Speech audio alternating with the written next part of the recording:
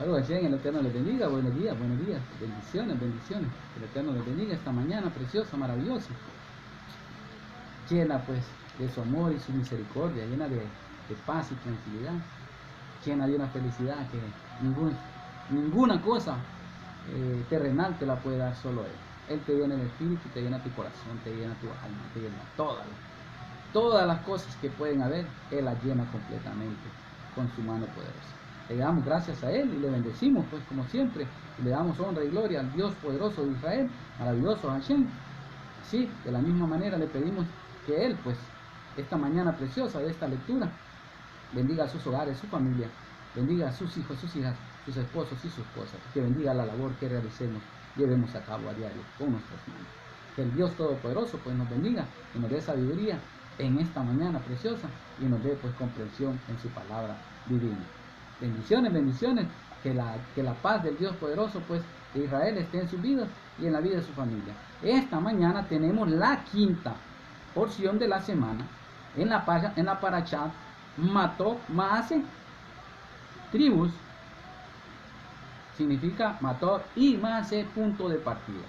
Esta parashá nos está enseñando pues todas las paradas que tuvo el pueblo de Israel en los 40 años de exilio, en los 40 años que estuvo en el desierto, en los 40 años que se tomó de tiempo para cruzar el desierto, según los nómadas que habitan por esas tierras.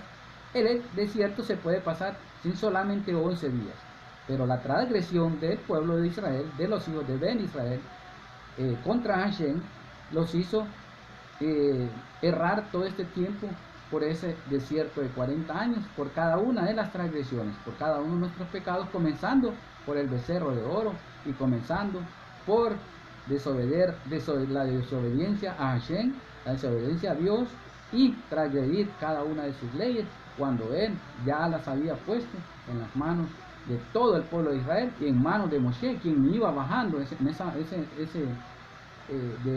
ese lugar del monte Sinaí con las tablas de las leyes.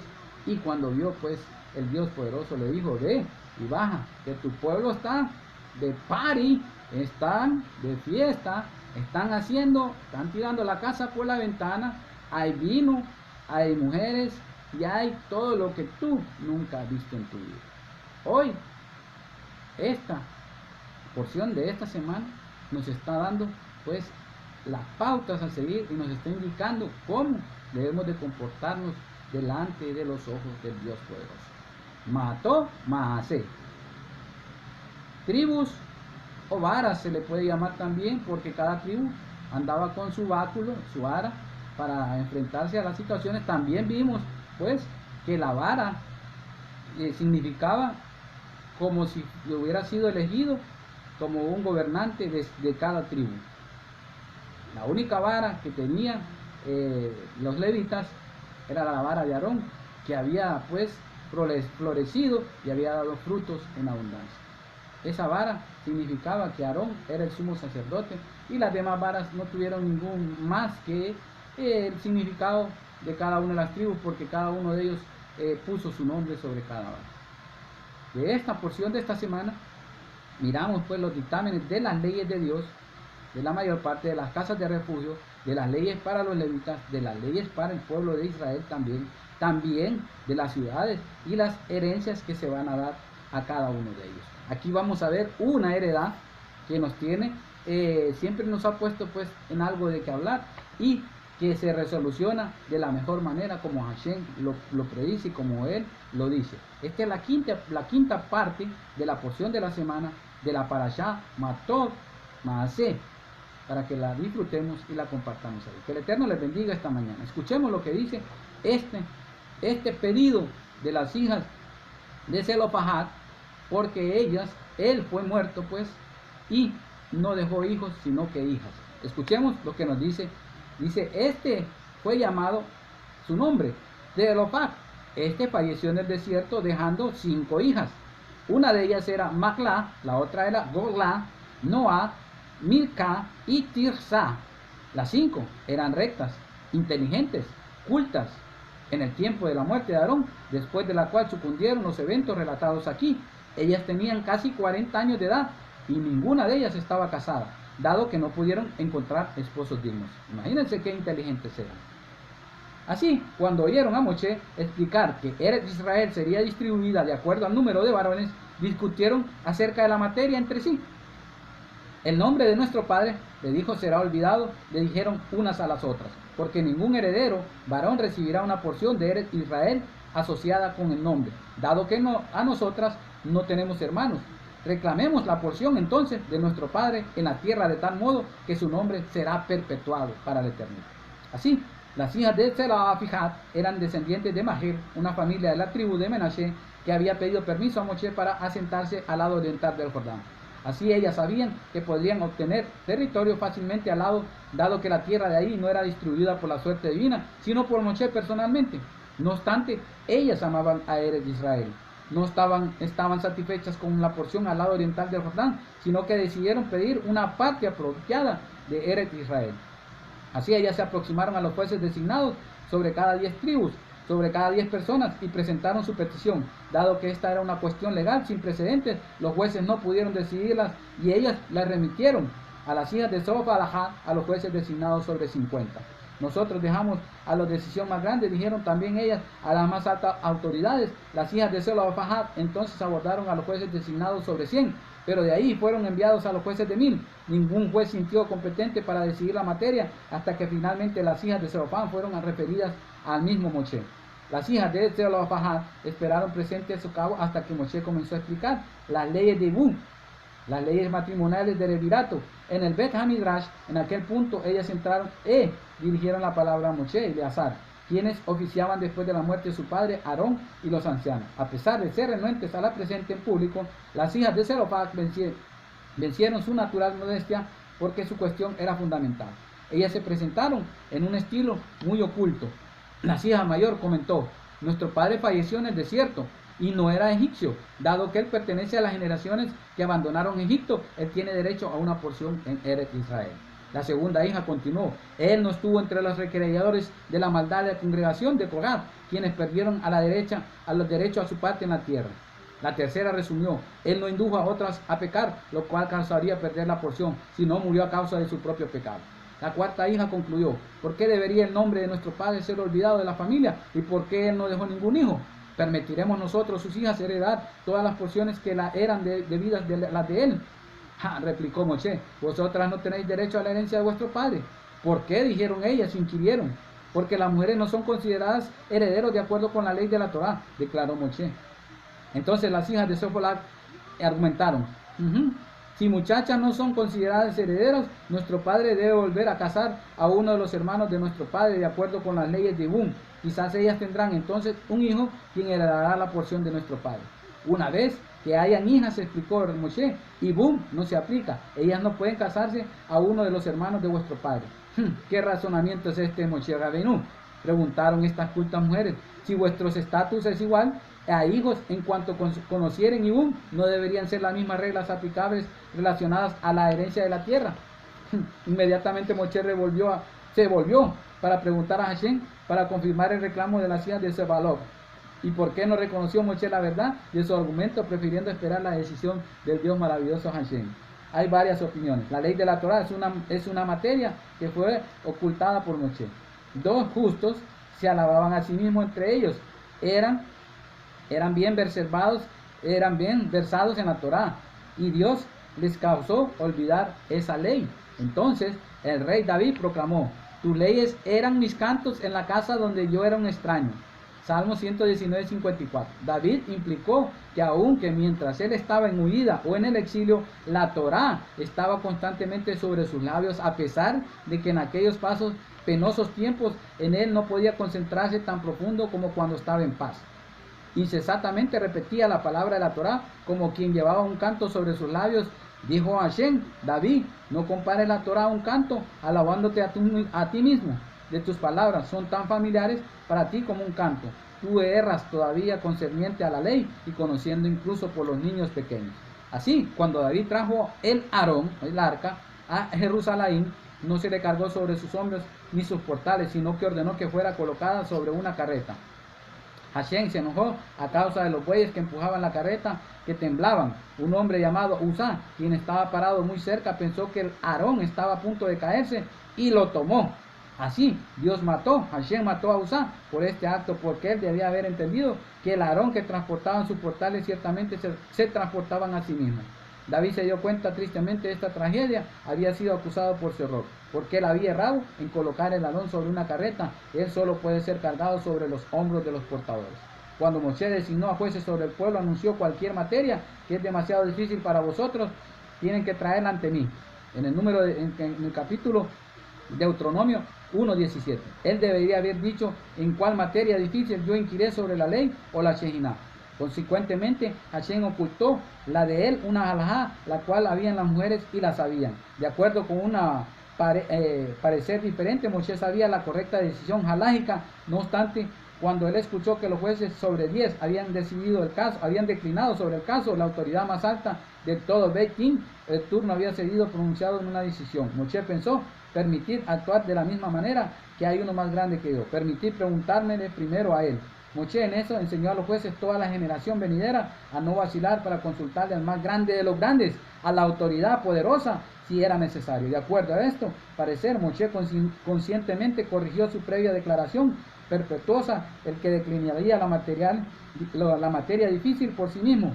Su teshuvá, el arrepentimiento, consistió en presentar públicamente su pregunta a Hashem. Moshe sabía que las hijas heredaron la posesión de su padre si no hay descendencia masculina. No obstante, él estaba inseguro acerca de si Zelofhad, quien era primogénito, tenía derecho a una doble porción en este caso. La ley de la porción doble podría aplicarse aquí, dado que Eretz Israel no estaba todavía aún en la posesión de Eretz Israel. De acuerdo a este libro, Moshe no estaba seguro acerca del pecado de Zelofhad. El Mehosheth había sido completamente perdonado en el cielo. Él pensó que Hashem podría no querer conceder a las hijas de este hombre una porción de la tierra, y así de esta manera la réplica positiva del Todopoderoso le indicó del pecado de Zelofhad había sido expiado. Hashem replicó la pregunta de Moshe y las hijas de Zelofhad, argumentando correctamente que esta fue la ley, apunta que ante mí está en lo alto. Ellos recibirán una doble porción, la propia porción de Zelofhad, una doble porción de la propiedad de su padre Jefer, como un primogénito de Zelofhad heredará una doble porción. Hashem ordenó a Moshe enseñar a Bene Israel las leyes de herencia, las cuales él había oído de Hashem en el Air Sinaí, y las leyes básicas de herencia de la Torah son estas. Los hijos del difunto se dividen igualmente sus posesiones, no obstante el primogénito recibe una porción doble. Si hay herederos varones o una hija, no tiene derecho a una parte. No obstante, si no hay hijos y hijas, heredarán la porción del padre. Si no hay hijos vivos por ellos, dejarán descendientes, y los descendientes heredarán del mismo modo como arriba. Por ejemplo, si hay descendientes varones o mujeres, y los varones heredarán la posesión de sus antepasados. Después de esto, el más cercano parentesco, primero los ancestros paternos, luego los hermanos paternos, y así sucesivamente si tiene alguien algún derecho a la herencia. Moshe así ordenó. Debería aconsejar a las hijas de Cefalot tomar maridos de su propia tribu, la tribu de Joseph. Eventualmente todas ellas encontraron dignos maridos y se casaron y tuvieron hijos. Usualmente una mujer que dio a luz a la edad antes de 40 años no puede tener hijos. Después de eso, Hashem realizó el milagro para estas justas Aniot, y ellas fueron todas bendecidas con hijos. ¿Por qué no encontraron las hijas de Zelofhad sus compañeros designados a la edad temprana? ¿Por qué no lo hicieron? Hashem temía que Moshe poco antes de la muerte podría ser incitado por Yaser Hará, el mal instinto, para vanagloriar sobre su alto nivel de kedushá, de su santidad, porque él había vivido separado de su esposa por tantos años. Hashem de esta manera, por consiguiente, trajo a Moshe a estas 5 mujeres a quienes no estaban todavía casadas después de 40 años, pues ellas deseaban esposos dignos. Cuando Moshe se enteró de su Mesirut Nefesh, tuvo que admitir a sí mismo que él no tenía motivos para esto, para la arrogancia, y que él se había separado de su esposa por decreto divino, mientras que estas muchachas habían voluntariamente escogido vivir solas antes que bajar sus estandartes espirituales y llegar a lo más bajo de lo que se puede bajar un ser humano o una mujer, y que ser dignas pues esposas para sus maridos, y así no quebrantar la ley que Dios había impuesto sobre todos los seres humanos. La lectura de esta mañana ya vimos que se encuentra en el capítulo 33 y en el versículo 50. Leeremos hasta el capítulo 34, versículo 16, es esta quinta porción de esta semana para que la disfruten, la compartan ahí con sus hijos, con sus compañeros de hogar y con todo lo que esté su familia pues ahí alrededor.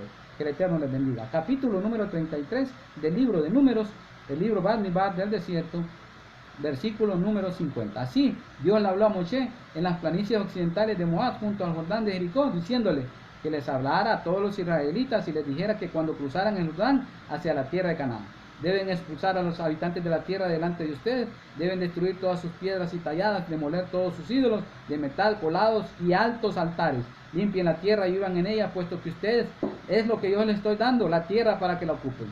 Es por este sistema de sorteos que se distribuirá la tierra para sus familias. A una familia grande de una porción grande y a una menor den una porción menor. Distribuyan la tierra para que esta de las familias sean para las familias paternas cada una y tendrán lo que dice el sistema por sorteo. Si no se expulsan a los habitantes de la tierra delante de ustedes, lo que quede será púas en los ojos de ustedes y espinas a los lados de ustedes, causándoles dificultades en la tierra que se asienten. Entonces les haré a ustedes lo que planeé originalmente hacerle a ellos. Capítulo número 34. Dios le habló a Moshe diciéndole que le dijera a todo el pueblo de Israel, le diera las instrucciones, cuando vengan a la tierra de Canaán, que esté la tierra dentro de ustedes, vengan a la tierra dentro de los límites de la tierra de Canaán, que será su territorio hereditario. Sus sectores meridionales comenzarán en el desierto de Sin junto a Edom, y el límite meridional al oriente será el margen del mar muerto. Entonces el límite girará para sacar del sur de los pasos a Acrabín, entonces pasarán hasta Sin con su punto meridional en Kadesh Barnea, entonces se extenderá hasta Axar, Adar y llegarán hasta Almod. De Almod el límite girará al norte y seguirá al Guiari, Egipto, que será su frontera extrema al oeste. La frontera occidental será el mar Mediterráneo y sus costas, estas serán sus límites occidentales. Estas serán las fronteras septentrionales desde el mar Mediterráneo, que tracen una línea hasta el monte de Or. Desde las montañas de Or tracen una línea a lo largo del camino de Hamad, de modo que el margen del extremo de la frontera se haga así desde la Entonces el límite extenderá del Sifrón con su extremo de Hazar Enan, y esta será el límite septentrional. Para sus fronteras orientales trazarán una línea desde Hazar hasta Enan hasta Shefán. Entonces la frontera correrá hacia el sur de Shefán, hacia el de este el Eñín. Continuará al sur de la frontera y correrá a lo largo del costado oriental del mar Kineret. Entonces la frontera continuará a lo largo del Jordán y continuará hasta el mar Muerto. Todas estas serán las fronteras para todos los costados. Moshe le dio a los israelitas las siguientes instrucciones. Esta es la tierra que Dios ordenó a las 9 tribus y media y tribus que ustedes deben de distribuir como propiedad hereditaria a través de un sistema de lotería. No obstante, la tribu de los descendientes de Reunita y los descendientes de Gadita y la mitad de la tribu de Manashe han tomado su propia hereditaria. Estas son las tribus mediante la cual han tomado su propiedad hereditaria al otro lado del Jordán, desde Jericó del este. Capítulo número 16. Así Dios le volvió a hablar a Moshe, recordándole todas las cosas y los nombres de cada uno, para recordarles pues cuál es la porción que le toca a cada tribu. 9 tribus y media, porque la tribu de Gad y Rubén y la media tribu de Menashe se habían quedado atrás en el Jordán, porque habían tierras fértiles. Pero más adelante vamos a ver cuál es el castigo que les toca por haberse no quedado en la tierra de Eretz Israel. Aún así habían peleado, todo se volvió diferente a lo que ellos esperaban. Que esta mañana sea bendecida en el nombre poderoso del Dios maravilloso, grande y poderoso Hashem, y que ustedes pues tengan tranquilidad, paz, amor y mucha comprensión en su corazón, en su familia, en sus hogares. Que Él bendiga todas las obras que hagan con sus manos y que Él bendiga el hogar donde residimos y habitamos con nuestra familia. Que la honra y la gloria sean para Él por los siglos de los siglos. Amén. Bendiciones.